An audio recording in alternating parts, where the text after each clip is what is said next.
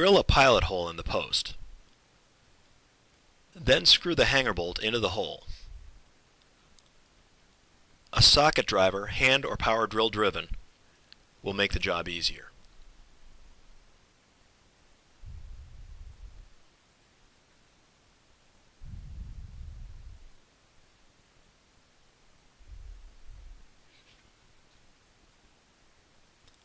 Turn the lock nut onto the machine threads.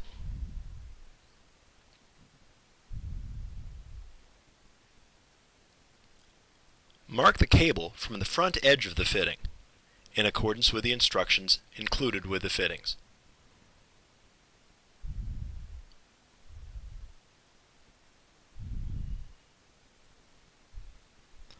Cut the cable at the mark with a cable cutter.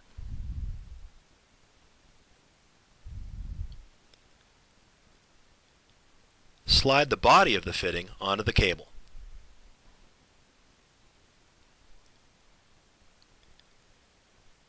Swedge the ferrule onto the cable. See the instructions for swedging ferrules if this is the first time you have swedged our fittings onto cable.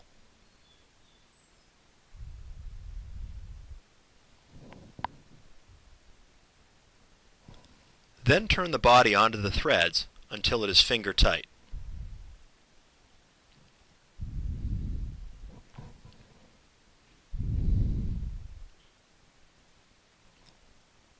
Finish tightening the cable by gripping the cable with cable gripping pliers and turning the body with an open-end wrench until the cables are tight. Tighten the lock nut against the body.